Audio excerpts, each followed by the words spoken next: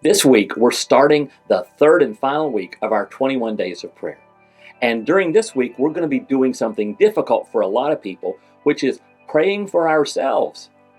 And we're also going to be using as a model the Lord's Prayer, where He taught us how to pray. We'll use that as our format for praying.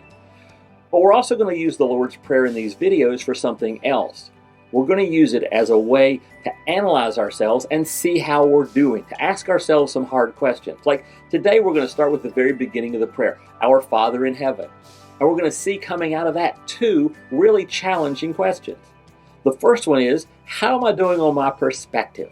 See, Our Father in Heaven means there is a perspective above ours. We have a tendency to view everything from our perspective, from our human perspective, from our worldly perspective, and what the world around us is saying. And this was one to kind of lift yourself up and say, hey, am I looking at the big picture from God's perspective on this, or just the little human perspective of what we can see and not taking into account eternity and the big stuff? But the second diagnostic question, which comes out of that, also means, am I looking at myself from a divine perspective? In other words, how am I doing in my character? Not just how am I doing with my perspective, how am I doing in my character? Am I becoming the person God wants me to be? Romans 8:29 says, for those God foreknew, He also predestined to be conformed to the image of His Son.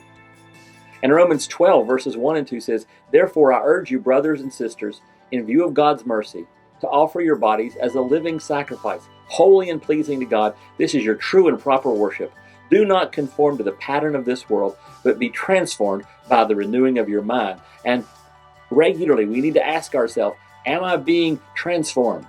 Or am I conforming to the pattern of this world? Is my perspective a worldly perspective where I'm conforming to the pattern of this world? Or is it a divine perspective, a godly perspective, and my character, is it growing to be transformed by the renewing of my mind to be more and more like Jesus?